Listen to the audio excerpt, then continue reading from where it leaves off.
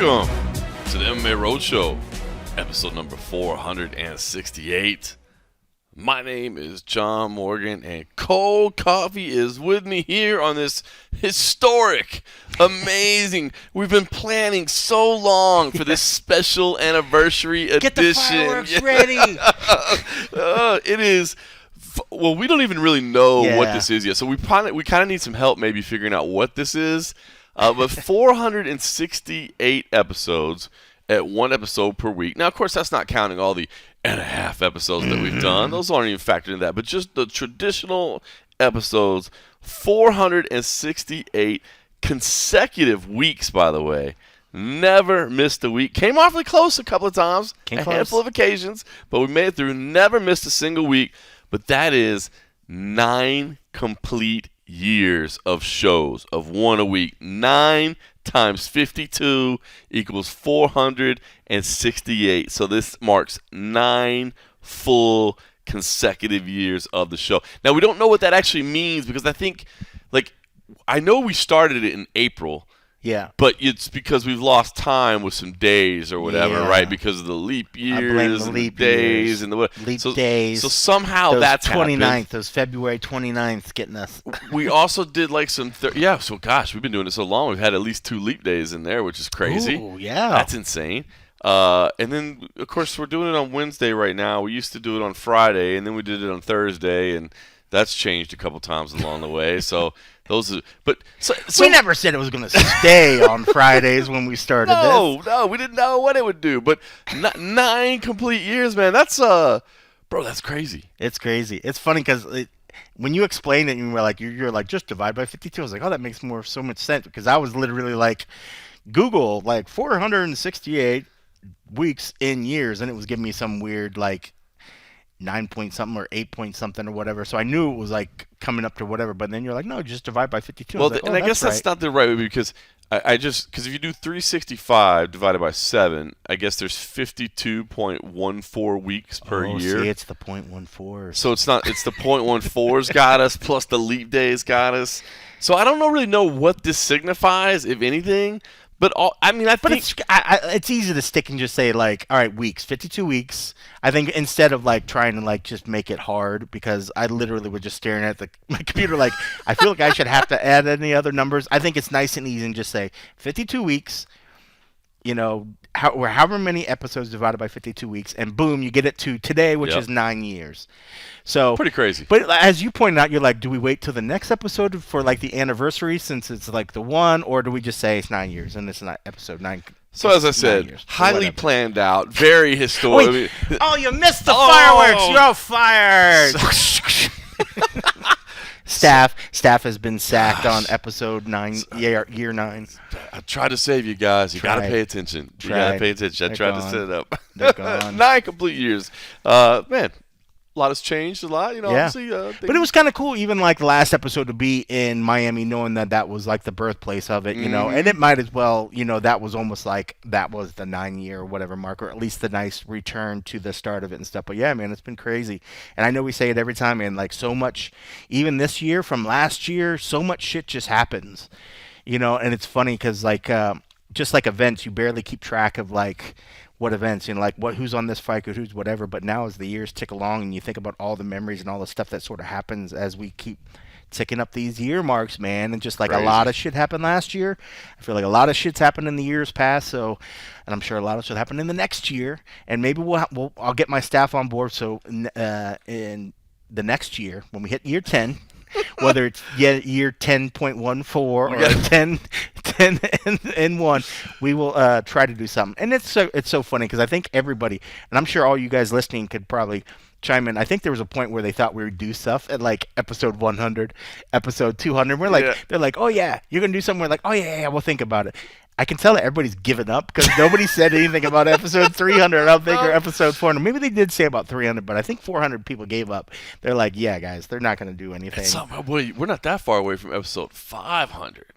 It's coming up. But when you figure, it's almost a year. It's almost 30, a year. Yeah, it's But in terms of how many we've done, 30 sounds like nothing. You know, it's just just 30 more episodes. Okay, that's 30 weeks. Oh, yeah. Yeah, it's 8 months from now. It's November. If you put it that way, it's November. That's a long way away. It's funny because, and most of the people that listen to this have been along this journey the whole time as well. But it's kind of cool. Even when I was chatting with one of the other media guys at the media day, which we'll talk about in a second, that we just got done, and I told him, I was like, dude, yeah, man, like episode 468, haven't missed the episode 9 weeks, or I'm sorry, 9 years, and they were just like, dude, that's crazy, and it really, really is, man. That's some Iron Man streak right there. It's crazy. That's some Iron Man streak.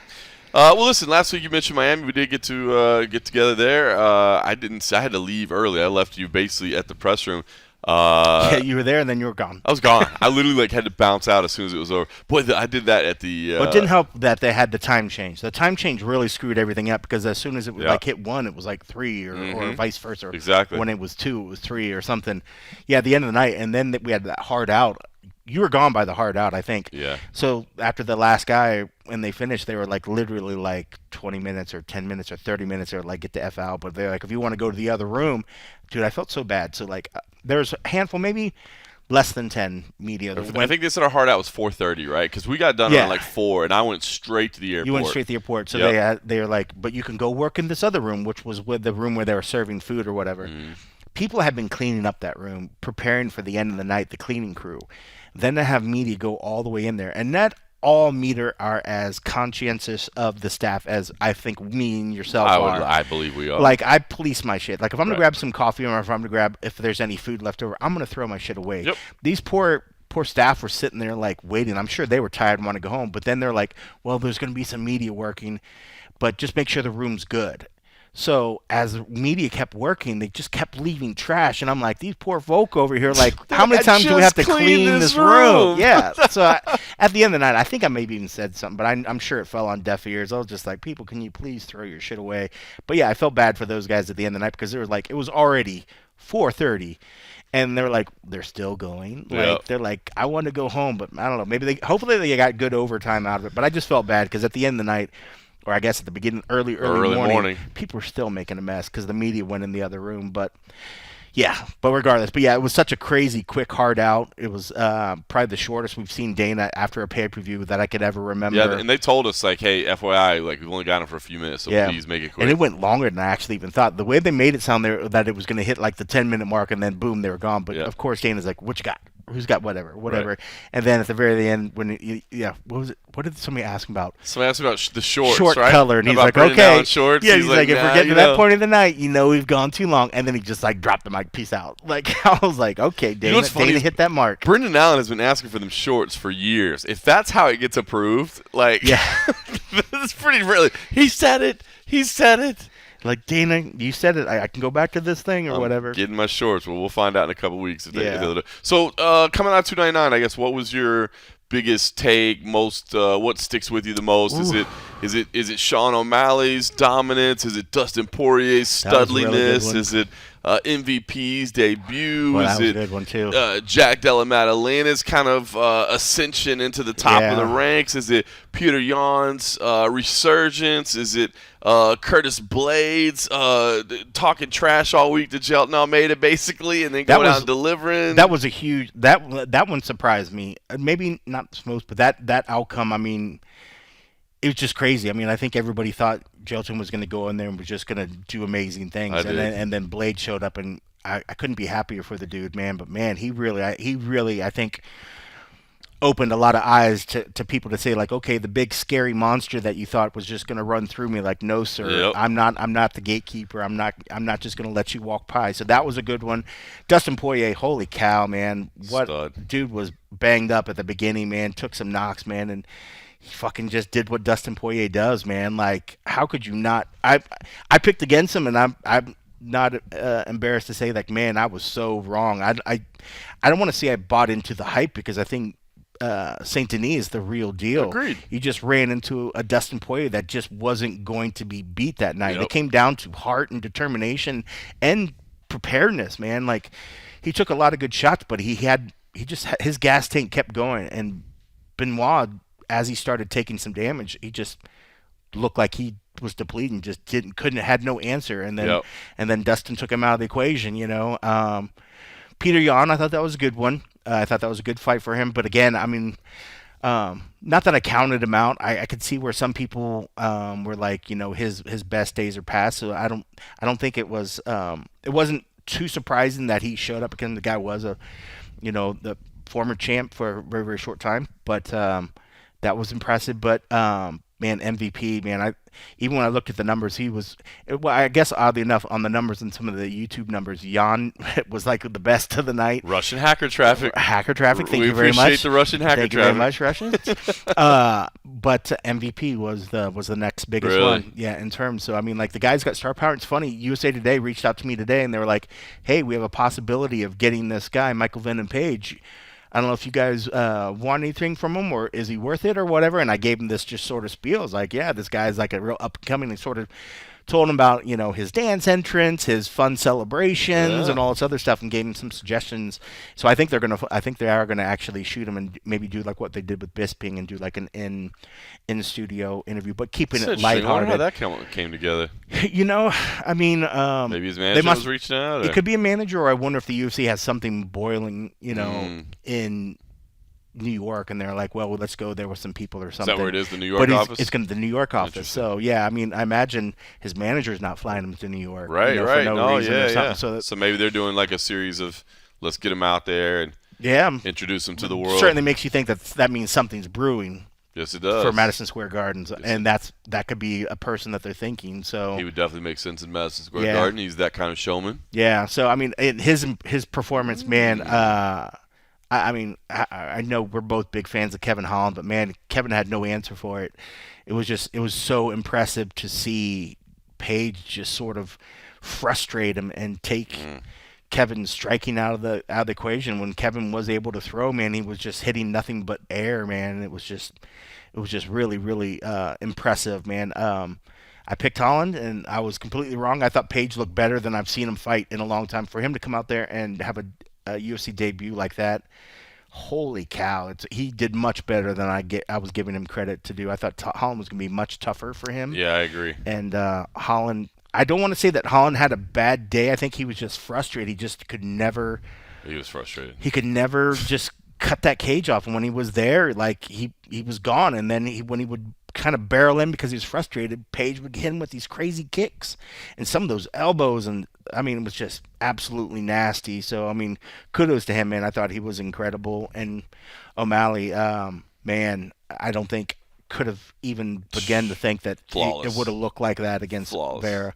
I mean, I give Cheeto all the credit in the world for being as tough as nails. I mean, he got his face fucking crashed. Boy, and you cracked open. Somebody broke into his home while he was gone, too. What the hell? Somebody I thought said that they had heard something somewhere, like through previous posts or something like that, maybe things weren't great with him and his neighbors or something, and then at some point a neighbor was on the embedded or something. But yeah, I mean, it's just unfortunate, I mean, the UFC's out here, and I don't blame the UFC or whatever. I mean, they're going to promote and they're going to say it. I mean, obviously people knew who lives in their neighborhood, they knew whatever, and then all of a sudden he's gone. I just, I did see a lot of people saying don't post like the outside of their home and the embeddeds and stuff like that. But you're right. I mean, you got to think for the most part, like people in the neighborhood like know who lives in that house, right? And they knew he wasn't gone. It's just unfortunate that nobody could have been staying at the house. I think the family that would be there staying at the house were there in Miami watching him fight. Of course, yeah. So it's a really kind of shitty end to the story. But man, so much heart was shown by Vera. I mean, like that damage. I think that knee that busted up his eye. I think most fighters would have probably could have easily been like, that's enough. That's enough for me. But we've seen Vera, his whole story. He's fought for his family. He's fought everything that he's fought to kind of better his daughter's life, his family's life. He's just not gonna give up, man. And half the people there were there for him. So I give him a lot of credit for his heart. But man, O'Malley looked, like you said, flawless. He looked so good. It was just ridiculous. I think there were bits towards the end you could see where he was starting to show a little tiredness, but I think that's just when you're throwing everything you got at a guy and the fucking Terminator just keeps coming at you, you're gonna start tiring. And that's why I felt like, holy cow, like Vera's coming forward like towards the end. I was like, can he possibly pull this away? Because you saw Sean start to slow down a little bit, but Sean at that point, you knew he had already built up enough credit in those rounds that if should it go to a decision that he was going to get it. I like that Sean was so honest after. I like post-fight Sean better. Like I feel like pre-fight Sean is like trying to be as cool as possible and make it look a certain way. And he is cool. He just is naturally. He's got some charisma. He's got swag.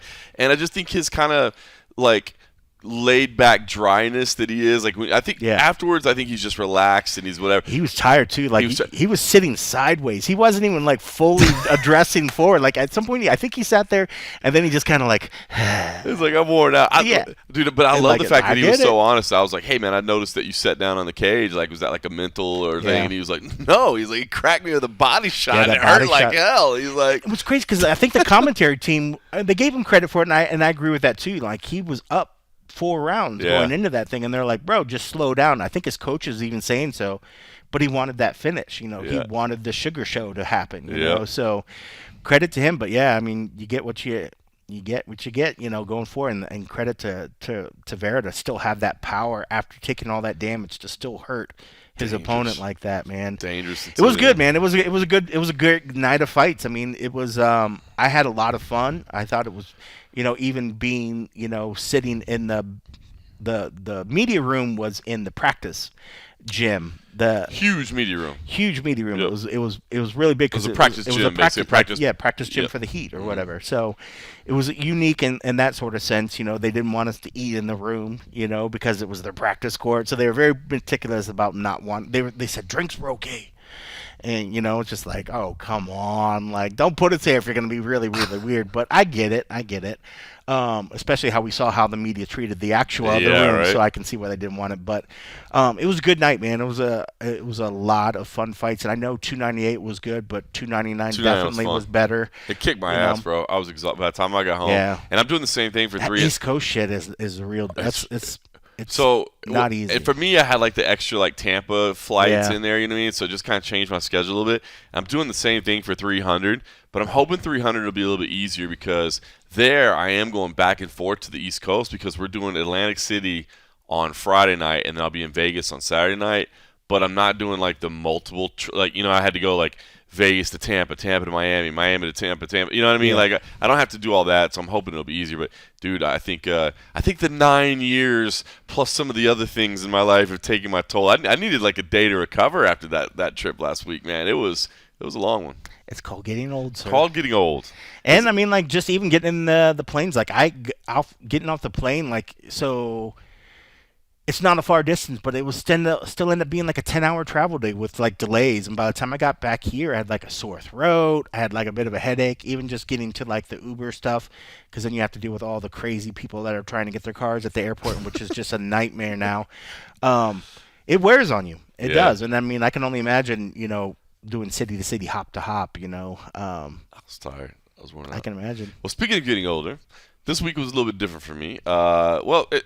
Basically, I've just missed all of the UFC, but I did watch your stream today. I did check it out, the stream for the media day. Yes. The high quality stream. I watched your stream, so I did get to catch up. But I was hosting a media call today. We actually had the Bellator Champion Series media call today. Which was fun. I really enjoy hosting those. It was Corey Anderson and Carl Moore were on there. They're competing for the vacant light heavyweight title, and then Patricio Pitbull and Jeremy Kennedy were on there as well. They are all fighting next Friday in Belfast.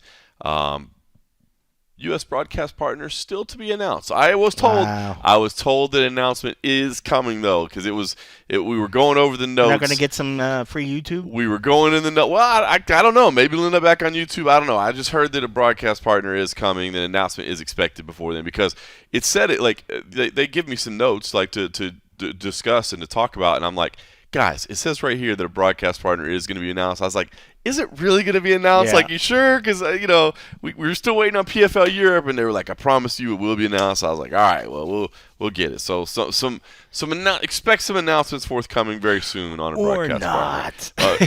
I think they are. They assure me that this time they are coming. So I was doing that today, so I wasn't going to be able to go to the media day. But I'm also not going to be part of the fights, because I really thought I'd at least be part of the media day. But it's my birthday this week, so look at that. It's funny, right? Because life is funny, right? Like last week was a kind of a stressful week. Obviously Miami plus the show in Tampa, a lot going on. but I thought it went off pretty flawlessly. Went off without a hitch. I had some travel concerns that I was a little bit tight on the press conference day. I was a little bit tight on the flight home, and it wasn't going to be able to get everything done, and I did. And so I got home, and I'm like, you ever just have one of those moments you're like, man, life's going pretty good right now. You know what I mean? Like, my birthday's coming up. Everything worked out travel-wise. Like, I'm just feeling like we're killing it right now. Like, everything's going good. And as soon as that happens, I get a call from my wife, and she's like, and I know it's bad because my wife just doesn't call me. She texts, you know what I mean? Like, we text. We don't really call each other a lot. So when she called, I know something's wrong. She's like, I just got in a car accident. I'm like, And you know what? I'm trying to have the right attitude about it, which is this. I should be thankful. No injuries. My son was in the car. His friend was in the car. They were on the way to jiu-jitsu. Nobody's hurt. Everybody's good. You know what I mean? Everybody's good to go. The vehicle is honestly still drivable. Like, it's not like it's the impact wasn't so serious at the vehicle, but it's just going through the hassle of so that's what I've been doing today so my birthday's coming up on Friday. I thought this was going to be my awesome Friday the 15th. I'm going to add that into my calendar here. Ides of March. So so I'm excited about celebrating my birthday. We got a hotel night at the Durango, the newly opened Durango. You guys always do the little city tour thing. Little staycation, doing that, staying at the Durango.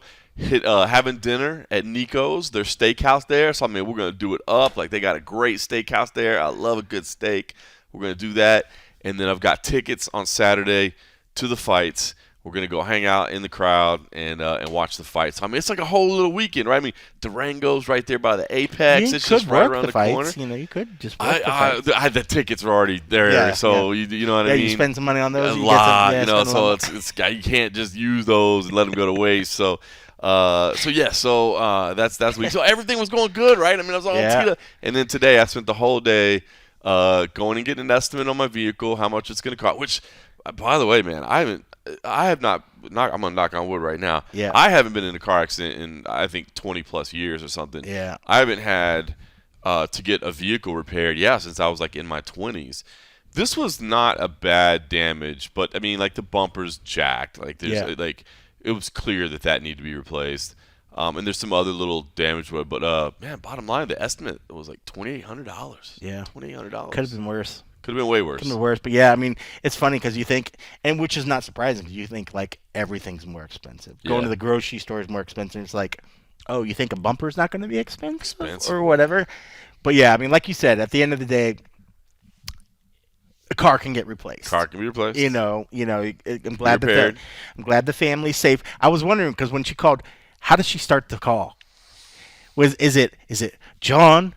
Is it baby? Yeah. Is it honey dear? I think it was like a. Or did she just roll into the news? I think she was a little like in shock. You know what I mean? Like, I don't even think she had talked when she called me at first. Like, she hadn't even talked to the person that hit her yet.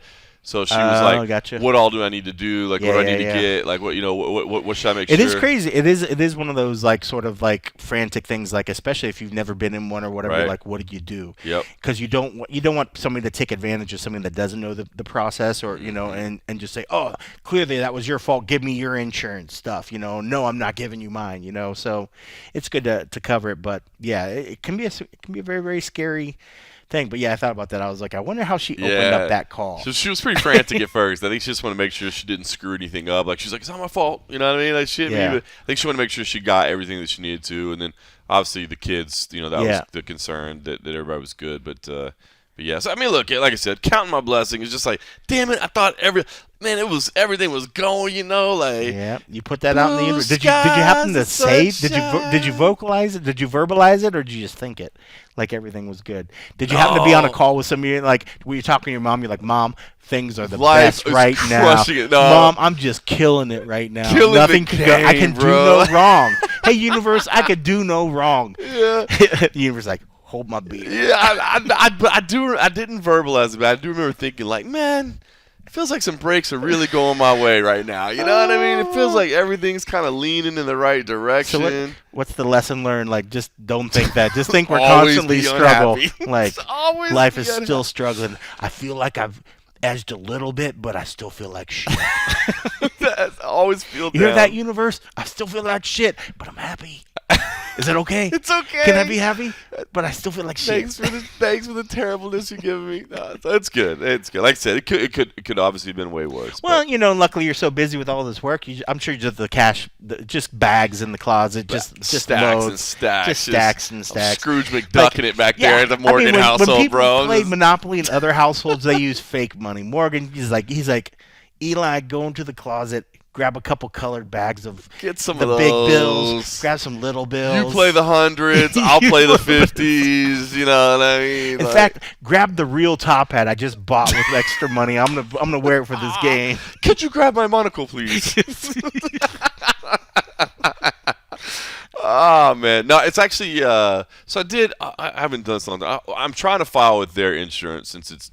Yeah. Definitely their fault. So at least then I don't even have to be out of pocket for the deductible, and then hopefully my rate won't go up as well since it's not on my insurance. Yeah. So we'll see. Hopefully that plays out. Hopefully it works out good. Luckily, when it's pretty cut and dry. Yeah, when the last time I did it, it was lucky enough that we actually had the same insurance company. We actually had the same insurance person. Oh, really? Yeah, so it was kind of freaky That's weird. easy. But typically, yeah, if you give them that, if you call the other company and you tell them and you have the info and you have all the stuff, that kind of is a clue to them that okay, there's probably that this person's telling the truth. Then they will call the policyholder to verify your story, and then all it takes is the policyholder saying yes, I did get in an accident. Yes, it was this, and then boom. And then it's all done. And then, well, it's not done, but the process gets moving forward. But yeah, it's a pain in the butt because even when I found out mine, it's weeks. Sometimes it takes weeks to get into the thing, and then depending on how quickly they get your car, then they tear it apart. Yep. And then if they're waiting for parts, because my situation, they tore it apart. And then ordered the parts because they tear it apart just to make sure there's not something that they're missing.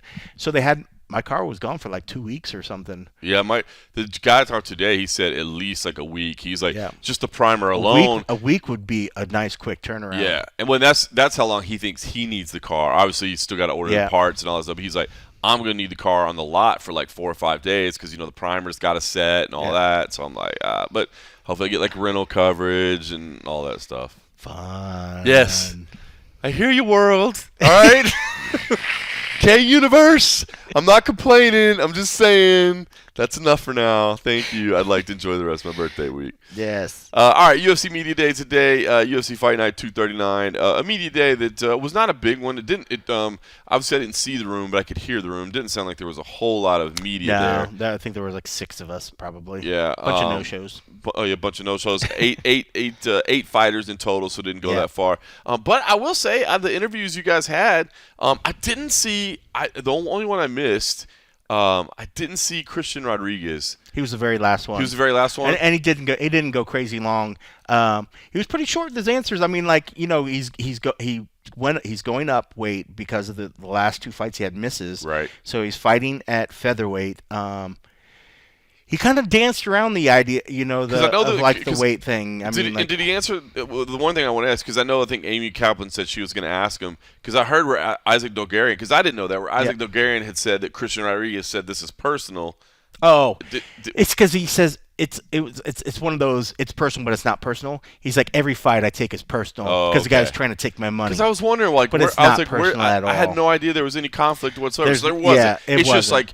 It's personal because you're trying to take half my paycheck. That's it. Got it. So it's like the generic, it's personal, but it's not really personal. I thought Isaac Dogarian was very dismissive of Christian Rodriguez. He's like, and now he had good explanations for it too, but he was just like, hey man, this dude's been fighting kids and babies. Like now he's fighting a grown ass man. Like you better be ready. And it's funny because Amy, I want to say, was a person that did ask him, like he's had struggle with the weight things. Even though he's going up, it's not like that's a guarantee that he's going to make that. We've seen people go up weight and still struggle. He's like, I don't care if he misses weight. He's like, that's just more money for me. He's like, I'll take that fight regardless. 20%. Let's go. But I wouldn't be surprised. We saw in Miami, we had a repeat offender. He got 30%. Mm-hmm. He's missed his last 2 weight He'll probably runs. get 30%. He would get 30%. I guarantee. Even though he went up a division. Yeah. he would get 30%. I agree. think he's repeat. That'd offender. be like an automatic. The UFC is really starting to try to push. And for that's that. the kind of shit that, if he didn't get a win, I could see where the UFC's like, is this guy even worth the trouble? Like, he's constantly missing weight or he's whatever. I mean, like, that's the kind of shit that they cut people for. So, I don't know. I mean, he seemed very, very short and he was kind of dry. I mean, but granted, by the end of it, it wasn't like we were asking a bunch of follow-up questions because I think at that point we were really kind of get out of there. And I think he wanted to get out and he had still some last, like, photos and other little stuff that he had to sort of do. But I wanted to ask at the very end, okay, now we've talked about your weight and you talked about the move up and do the other stuff, but where are you at right now? Like, how are you right now? Are you on track to still make weight? I was just kind of taking it for the fact that since his answers were kind of short and kind of dry, part of that could be just the questions being asked, but another time, if you see people that are possibly about to be in a rough cut or in the middle of a rough cut, the last thing I want to do is media day. So part of it, I was chalking the sort of just shortness up to the fact that he is in the matter of a weight cut. And I was going to ask him, but at that point, I think Armando switched to like Spanish questions, and I was like, I'm lost. Dude, I'm not gonna go back into fucking English just to ask what could be perceived as like a dickish question of just like, so where are you at with your weight? Especially if he's not feeling it. Especially if he's not feeling it. Well, so it would have done no good. Hopefully he's good because Christian Rodriguez is a guy that came through CFFC, so obviously I'm gonna have a little cheer for him. Great fighter. Punk likes him a lot because like he remembers when Christian came in as just like a teenager, like learning. You know what I mean? Awesome. It's like he's one of those guys that came in as a little kid, starting to learn how to train, and now he's all the way up at the UFC. So we always kind of pull for him a little bit. So hopefully the weight isn't, because you're right, he's a hell of a fighter, but we all know that missing weight, man, you just can't play that route. I mean, 10-1, I mean that looks great, but 10-2, and if you're a problem on the scale, that if you're causing, because that's not just, it doesn't just affect the other immediate fighter. You got to think about all the staff and everybody else that's involved. That means Sean or Mick get roped back into it. Then you got to have, almost like these quasi negotiations going back in, and then you have staff that has to juggle around trying to do all the extra hoops. Let's bring out the box. Let's do this. Let's reweigh him back in. All these extra steps that the UFC looks at and says, is this worth it? Is this? It'd be one thing if it was John Jones, like, I'm struggling. Mr. Jones is struggling over there. Okay, well, let's get the fucking box. Let's see. Let's make sure. And then as opposed to when the younger, newer cats, regardless if he's 10-1 or whatever. But I hope he makes weight. I hope it's a great fight. I'm excited to see how that fight. I think that's gonna be a lot of fun. I was looking at the odds for that one, man, because I was kind of curious to see where that. Because I like Christian Rodriguez, skilled as you said, but obviously moving up in weight, you always worry about that. Dude is really fit. Is he the favorite? He opened as the favorite. Isaac Dogarian opened as a plus 120 dog, and was immediately, the line flipped immediately after it was released to minus 130, and now he's all the way up to like minus 180 depending on where you look. Cow, so that's a huge. So huge Dogarian reversal. Dogarian's the favorite, and it flipped from the opening line. I'm telling you, people, as much as we don't like speculate and say things, man, when lines move like that, it could just be cash. Yep. But I'm telling you, man, these bookies, man, they know their shit. Yes, man. they do. And you hate to think that they know something, but that's a huge reversal. You'd like to think it's just cash. Yep. Maybe somebody looked and said, okay, 10-1, and then here's this undefeated guy. But man, 10-1's a pretty darn impressive. I think they're probably taking into the fact that they don't think he's going to make weight. I think that they're thinking he's going to go in there struggling and be depleted, and that maybe was people went for the underdog play or threw so much money at Isaac once that initial underdog, thinking the other guy wasn't going to go, that it just moved the line so heavily in another direction. I was, I know last week you were kind of cracking on it, but I was on the Gambler's Perspective last week with Nick and Gianni. Yeah. And but one story that they shared with me. I love Gianni. I knew it was coming. Love him. One story they were telling me that like Zach Candido has like asked them to leave the room sometimes when they have like something comes up, because since they are both like active like gamblers and odds makers, that like when there's production things like hey we know so and so struggling with weight, so we might have to make a shift around to this, or we're losing this or something like that. Good on him. He's had them like get off phone calls or leave the room or things to that's information 100% they how can't. some of that shit gets out there. You know what, man? I thought that was amazing to hear. I was like, what a cool little insight. You know what I mean? Because I'm sure nobody's asking. It's not like the Nevada Commission or anybody's just like have these guys leave. I think somebody within the organization realized this is not a good move. They know it's not supposed. It's funny because listen, I've openly said it. Until the whole investigation ongoing, the whole James Krause situation, like I didn't realize that stuff was. Oh yeah, it's still going on. Man. I didn't realize that any of that stuff was like considered illegal. I was like, well, look, if you've got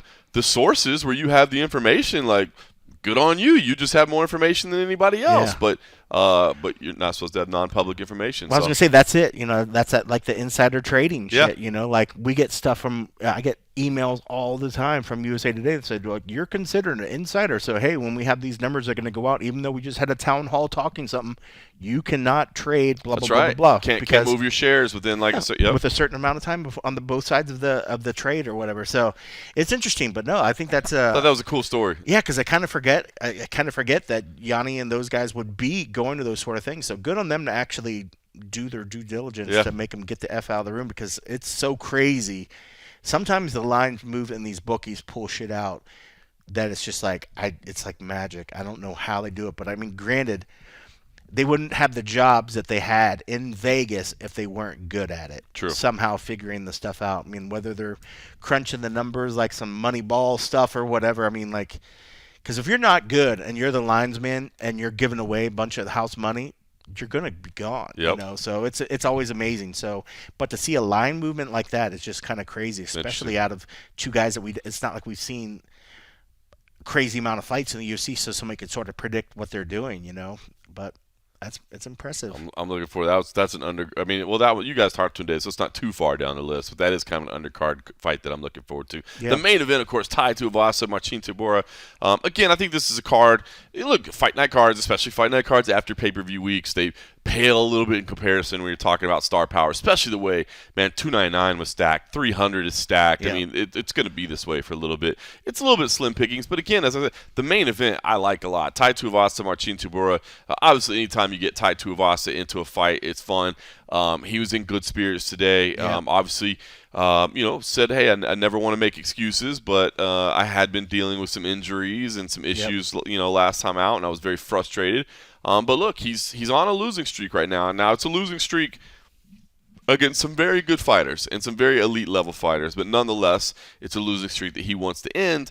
And I find this to be an intriguing fight because Marcin Tybura is kind of the opposite of him in terms of heavyweight, in that, look, Tybura is not going to look to strike. You know what I mean? Even Tybura was hilarious today, by the way. I don't know. He was in a mood today. I thought he was in a great mood, He was just cracking jokes like crazy today. It was hilarious. I thought it was great. I was like, I'm like, what is going on today? I thought we had some really good ones, but he was one that stood out. I was just like, he's smiling. I think did he start it off? Yeah, he was the very first one. Very first one. Started the whole thing off. Starting off in a great mood. Yeah. He was joking about the fact that, the fight got moved from Anaheim to Vegas, and he had to tell his wife that they're not going on vacation anymore. I'm sure maybe they were probably going to Disneyland or something, like after they were going to fight in Anaheim. Yeah. But I thought that was funny. And then I love, too, somebody was asking him, like, strategy or how do you win? And he was like, keep his hands away from my face, basically. Yeah. I thought that was great. Like, don't let him punch me in the mouth, basically. Yeah. But it really does. I mean, look, this is almost like old school MMA right here, right? This is striker versus grappler. Like, there's no way Tybura wants to stand and trade with Tai Tuivasa. And conversely, I mean, Tuivasa obviously is just going to have to defend the takedown because he's not great at getting off his back. You know what I mean? Yeah. He's, you certainly don't want to stand toe to toe, but if you can get him on his back, he's a little bit tough. So I'm kind of torn on this one, to be honest. I mean, I think everybody cheers for Tai Tuivasa because he's just a fun dude, right? And if he wins, it's going to be chaos. It's going to be a big knockout. You're going to get a shoey afterwards. It's going to be fun, right? But if it's Tybura, I've always liked Marcin. He's just kind of like this humble, soft-sided kind of dude or whatever. That certainly has a different fighting style. So I don't know, man. I think I looked at the odds on this, and I think it's damn near a pick 'em, to be honest with you. Last time I checked, it's let's see if I can find the current odds. Yeah, well, I know it's damn near a pick 'em. It's got to be, but it was interesting talking about because part of it we were talking about. The fight was supposed to be in Anaheim, and even Anaheim was going to be too tough. With Tai coming back from the meniscus injury or whatever. So he was pushing, what made us sort of think like, oh, okay, the UFC just like, okay, we want to take this to the apex because, we have all this other stuff. We need a headline or whatever. He and his team were pushing for that fight to get pushed back at some point. So I want to say part of the move, as much as we're sort of saying like the UFC is like, well, we need something just to make a headline. Ty and his team, I think they were worried about Anaheim to begin with. Like as much more time that they can have, they just wanted to have that extra month or so. I think he had a knee injury that he was dealing with that he wanted extra time to heal from. Granted, it's not like they're going to go out there and do crazy sprawls and jiu-jitsu and all this other shit, but it's like, you need your legs to throw power and to be able to move. So I'm glad he took the time. I love the fact that it's here on the headline. He likes fighting at the Apex. Yeah. Everybody likes to shit on the Apex. Of course, he loves to be in front of fans because he's a huge fan favorite. There's nothing better than watch those ridiculous walkbacks after a win where he's just like, give me a shoe. Chugging beer. Remember when he chugged the beer when somebody put the fucking hot sauce in it? Oh, that's shitty, bro. And he was like, and he still finished it. I was like, it was so gross. But just crazy shit like that gets to happen when he's in fans. But for him to embrace, the fact that it's in the Apex, I've said it and I've said along, like, if the fighters aren't bitching about a fight being in the Apex, why can nobody else is allowed to bitch at that? Like, if Ty's not upset about it, you can't get upset that Ty's fights in the Apex. Like, it's his call. It's his fight. And if the fact that it's going to make him better because he needed the time to actually heal so that he's closer to 100%, we should be happy for that. So I'm glad that worked out. But yeah, I think it's going to be a fun main event. I mean, the likelihood that it goes to 5 rounds, there's always that possibility, But I would think one of these guys is going to lay some hands, or they're going to be able to get the fight where they need it to be. Marston's got a chin on him, but man, Ty hits really, really hard. So it'd be interesting. It'd be interesting to see. But yeah, I'm looking forward to it.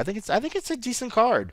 I think you're right. There's still sticker shock from $2.99 and what we were able to get, in front of us. But I think all in all, it's a decent card. I think there's some good fights on there. I think the people are happy. I'm glad to see Macy Chasson in there and Penny Kianzad. I think that's going to be a good one. So we get our Fortis boys here, Kennedy, and I always fuck his name, and Zekachuk and Zekchuku.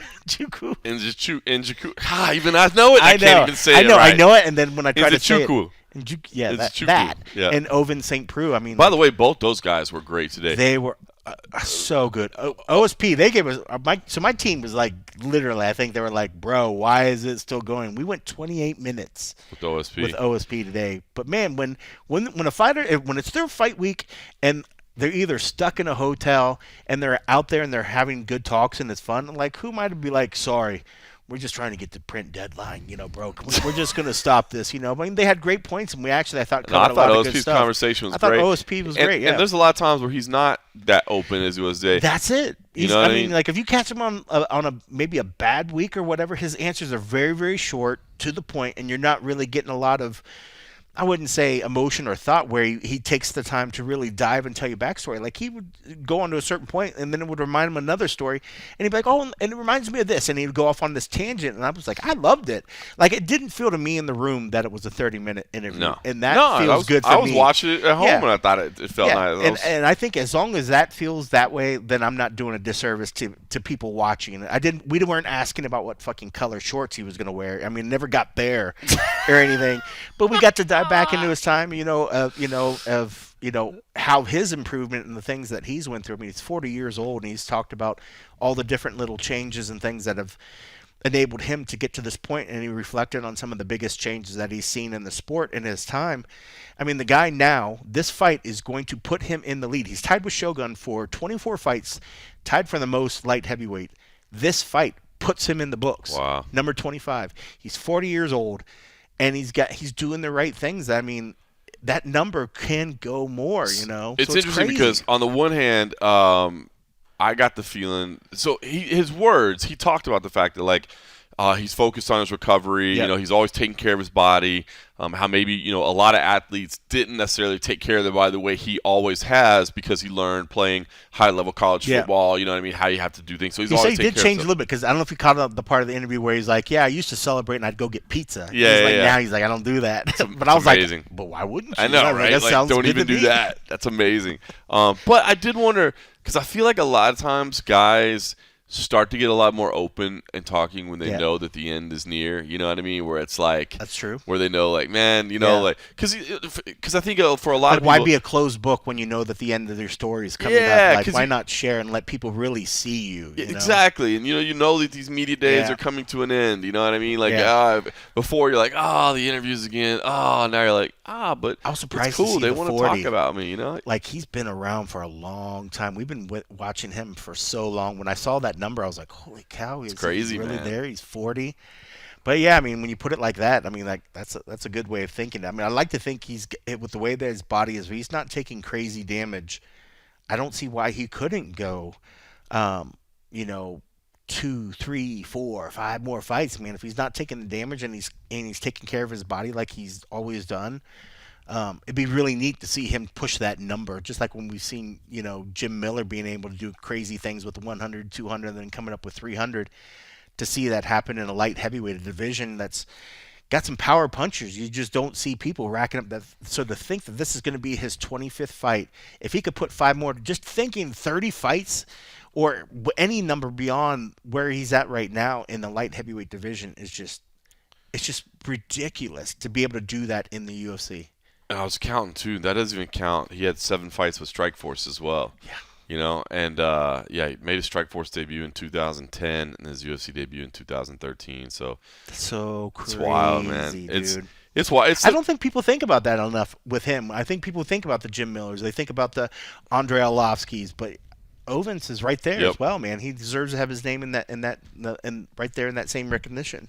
He absolutely does. Crazy, but not an easy fight with Kennedy, of course, and but I just love how humble, Kennedy is, and talking about how, he really doesn't have skills yet, and he needs to gain skills, and you know what I mean. I don't know. He's just super well spoken, good kid. Yeah, we know obviously, the family loss that he had, but he was, taking care of his mom for a long time, and I don't know, man. He's just a sweet kid, right? Like for being. I felt like he was, and even today, he's still getting better on the mic. But like when we first saw him, like he was so quiet. Yeah. Like, you could barely hear him. It's like he just didn't have that sort of like shy. Felt weird to call him like shy or whatever. He was just so like introvert is not even the right word. Just quiet, just very He's always. You could tell he's in his head. He's a very thoughtful guy, and so I think he thinks about what he wants to say. But a lot of times it was like trying to get the vocalizations. Like, can you speak a little louder? Yeah. Can you speak a little louder? Super quiet. So it's cool to even see that's gotten louder. But he's so respectful. He's a religious guy, but he was giving a lot of praise to his team. And it's just like, I mean, I can't find anything to hate about this kid. I mean, like, how can anybody think anything bad? No. Like you said, for the longest time, he was taking care of his mother. She passed in 2022, I believe. And he's just been the kind of guy, he's a provider for his family. He's talking about now he fights for his family here in the States, and he fights for his family back in Africa. Yeah, and it's just like, he's a good kid, man. What a good kid, man. Such a sweet kid. I also have a question to ask, and that is, why is it that Uriah Hall enjoys other people's media days so much, but never his own? I mean, Did you hear the accent? Oh my! So it was so funny. Like, I'm listening to it, and all of a sudden I hear this like deep African accent. And I'm like, who would be here from Africa for this? I was like, it's not what outlet is this? Look, it's not a title fight where somebody would send. I'm like, who is that? And then he says, "Oh, look at Uriah putting on the accent or whatever." You see Kennedy over there just start clowning. He was like, "Do I need to answer this or whatever?" It was kind of a deep, thoughtful question too. It was really good. I was almost gonna push him, like, "Well, you gonna answer his question?" I was like, "Oh, we just let him get out." But how's Uriah Hall cracking jokes in somebody else's media? He used to come to media day with like a chip on his shoulder, like. I was thinking partially too. I think I felt like since the room just felt good, like Kennedy was in good spirits, like the media was doing fine. I think if the media was dickish, that he wouldn't have hopped in. You're probably there. Right. Yeah. I felt like he felt like the room was comfortable, like Kennedy was having a good time. He was at ease up there. That he's like, well, let me hop in here or whatever. I mean, because when he would look around the room, it's all regular faces, like for the most part, that he would recognize. So I don't think he felt like weird about, hey, let me try this accent out and just see how this works or whatever. So, but yeah, it was hilarious because I remember I turned around, I was like, who? Oh, okay. I was like, I was doing an audio version. I was watching your video, but I was listening to it, and I'm like, obviously it would have been off to the side. I'm like, who is that? Yeah, it was good. Uriah Hall. Yeah, man, it It was fun. It was good. I think it was a good media day. I mean, granted, it was it was 8 people. I'm glad they didn't try to go all the way down and throw a lot of people. Tip to those that are going to watch the media day for UFC 300. They're going to bring the entire card. The entire card. So it is going to be roughly, if there's, how many fights are there? 14? 28 people? There's 14 fights on that, I think, if I'm right. So I want to say there's going to be 28 people. So they're going to try to make it short and sweet, but still.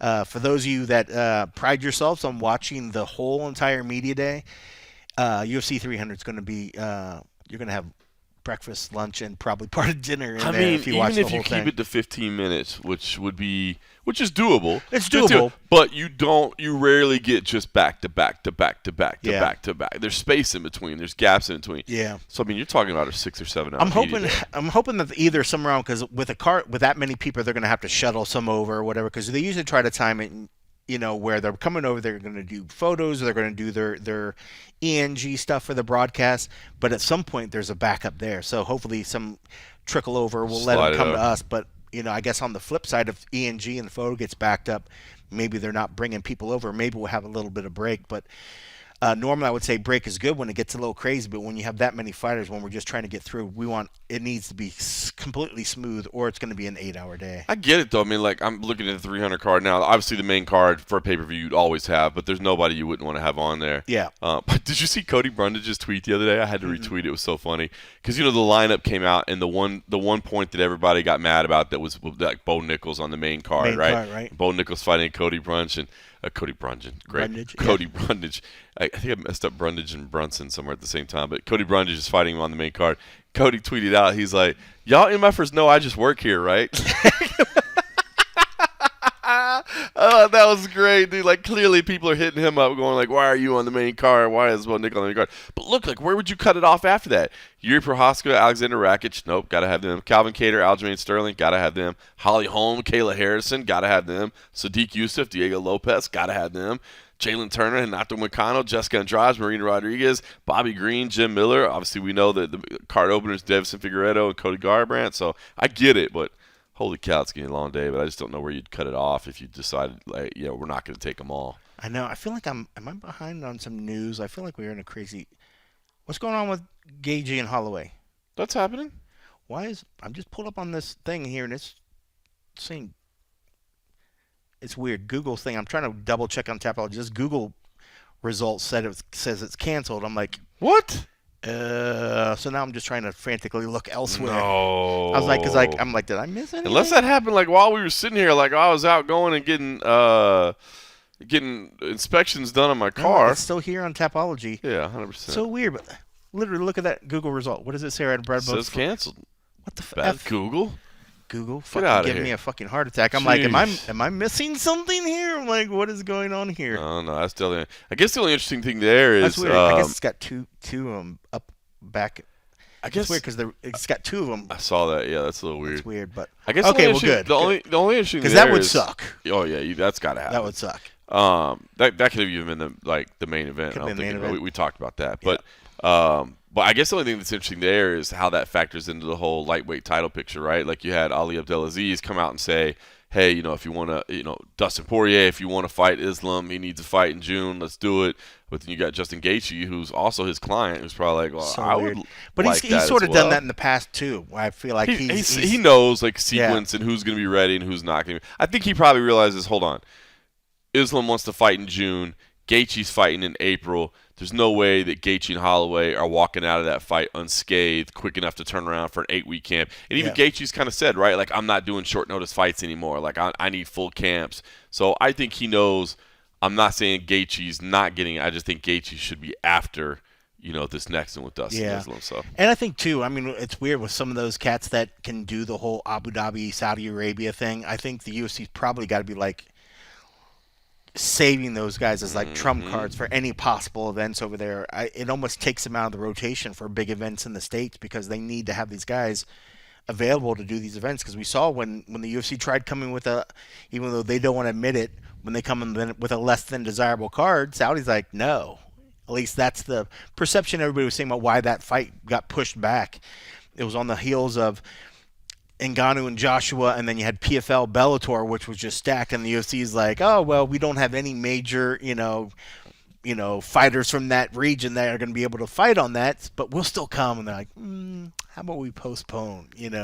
So I think for some of these athletes that are over in that area that can sort of fight in Asia, that can fight in the Middle East, all those sort of places, they want to keep them over there for some of these things. So for a card like 300 or some of these other ones, I definitely think that, as much as we'd like to see maybe the Justin and the Islam and all the other ones, I feel like they're almost like keeping those other guys available for other big possible things. Yeah, you have there. to. So you have to. Who knows? Since they are the overlords now. Wow. They are the fight combat capital. The new They're fight like, sorry, capital of the Vegas. world, right? Sorry, Vegas. We're willing to pay more. Well, we have unlimited resources. We will It's pay whatever. unreal. Listen, I was hosting that PFL call today. I just Did you want hear to. about that's why there was a delay? No. The Ngannou Joshua fight, how there was that huge delay. There wasn't like a performance, Right. but it wasn't a fight. That Sheik, Turkey, Sheik, whatever, Right. was watching a fucking soccer game and he wanted to finish. Are you serious? It wasn't finished, and that's why they delayed the fucking thing. That's how much power and money these people are throwing over there.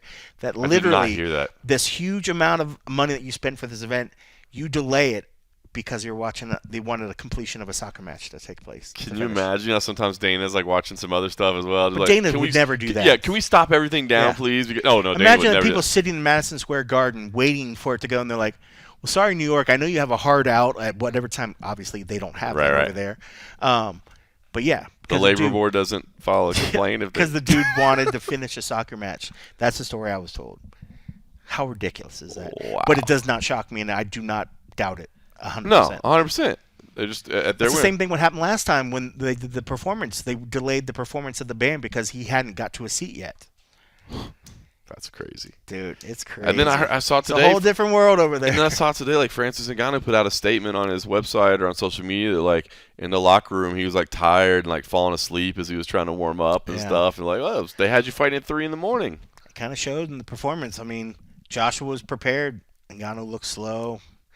Man, that was rough. Man, who was it? One of the leaders over there, somebody that's a big fan of boxing, I mean, was so pro Joshua, wanted him to put Tyson or Ngannou in his place. And I was like, man, I can see why Francis wanted to go over there and fight, but it's like certainly doesn't feel like it was equal grounds. Interesting. Of I like didn't see all team that. or something like that. I don't know if it was the same guy or whatever, but I remember one of them was saying like, you need to put him in his place, and these guys trying to come over into boxing or something. Wow. But, yeah, it was attributed to somebody over there said something along those lines. But I was just thinking like, I can see why Francis like I'll take that money, but like, why do you want to go back in enemy territory unless it's like the money? Unless the money's so good. But it made me just think like, here he is that night. It's super late, doing this fight, but maybe part of his heart was already kind of out of it because of the weird environment over there. Right. Who knows? I mean. Crazy, but yeah, boy, what a stinker of a Yeah, that was But Joshua just took the wind out the sails. Joshua right looked there. perfect, man. Oh, Joshua he had looked the great. perfect fight. I mean, like that was the fighter that Eddie Hearn never was like, if this guy shows up, your boy's gonna lose. And I mean, And he showed up. He showed up, boy. He showed up big. Yeah, that was hard to watch, man. It was. I avoided spoilers, and then watched that. And I was It just like, sucked. I so homered. like For I wish I fucking should. Rams. I wish I so would have had homered spoilers. for And I it. wouldn't want to watch it afterwards.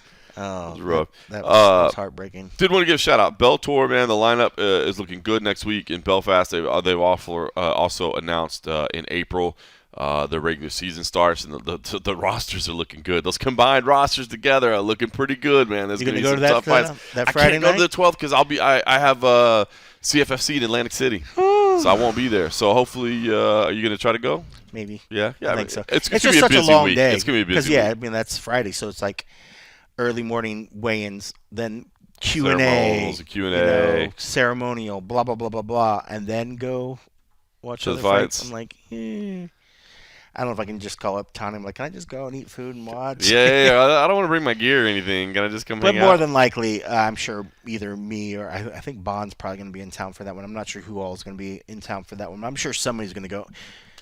I mean, it's just a long day. I mean, but it's just a long day. But it just sucks because then there's the long fight night the next day. But would you hear me crying about all these fights in town? You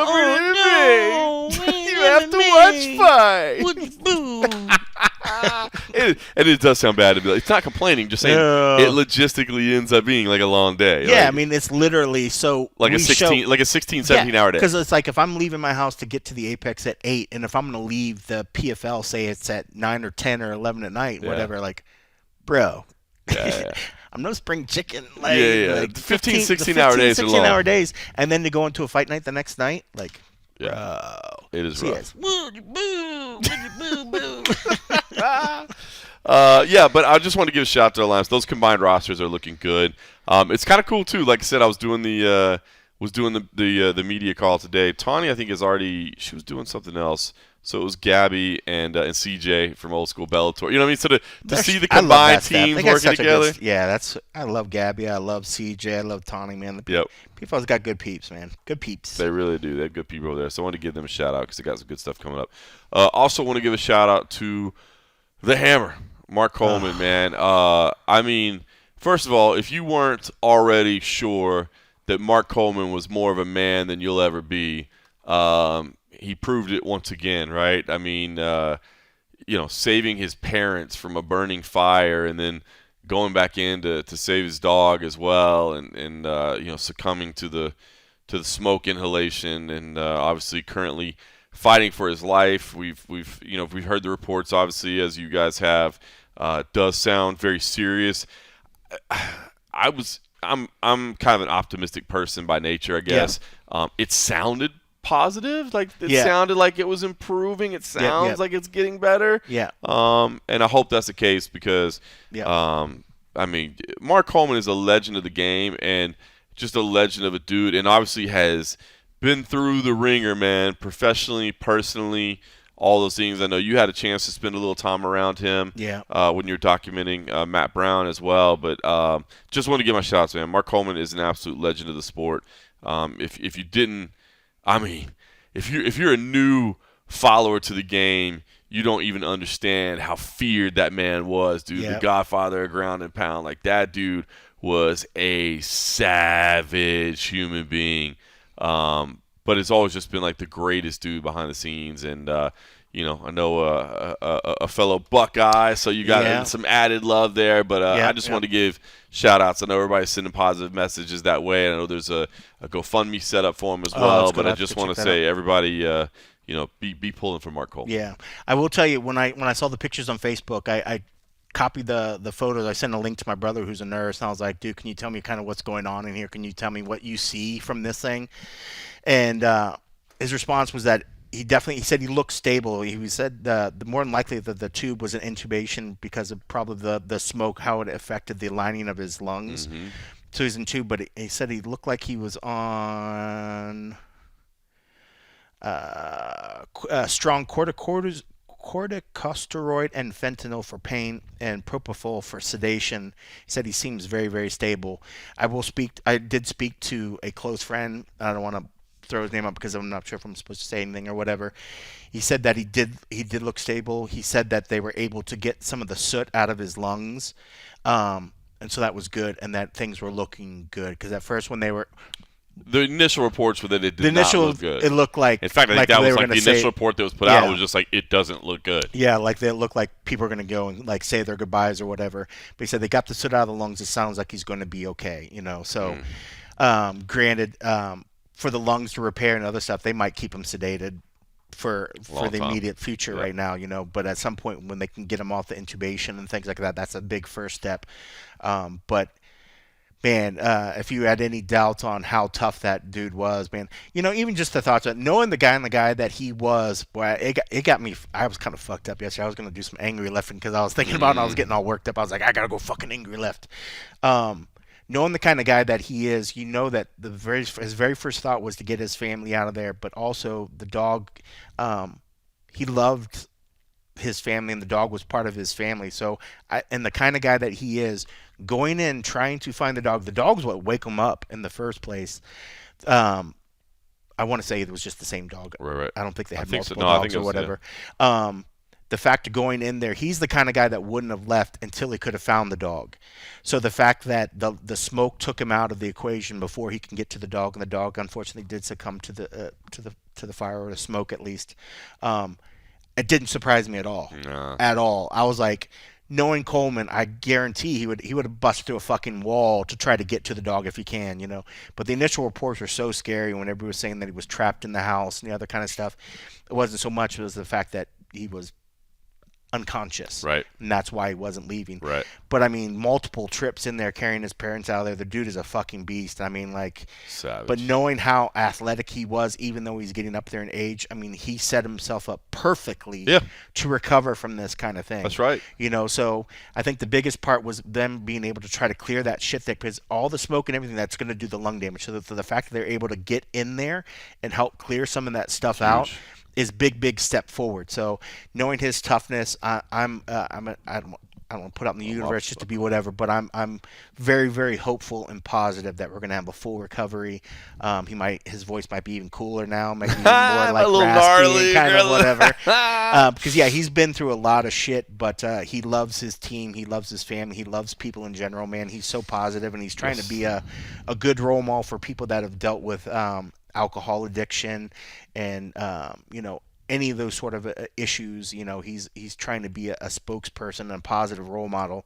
And I think just being a positive human being, I mean, to be able to do what he did there, I mean, like, just forgetting the fact, I think everybody would say I would do the same thing, but you know, you never know until you get into that moment. You know, fear kicks in, but fucking Coleman has no fear. Oh, bro. You know, so I'm so proud of him for what he was able to do, and I'll be proud of him when he finally, you know, pulls out of this, and we can hopefully have a nice talk about it after the fact. You know, I'm sure it'll be another inspiration for people, but I'm glad things, you know, knock on wood, are hopefully trending in the right direction. But yeah, I think that hit hard for a lot of people. I think hearing that and seeing that was crazy. But yeah, it's like one of those moments is like, I didn't know what to do, so I was like, because I was gonna ping the OSU wrestling.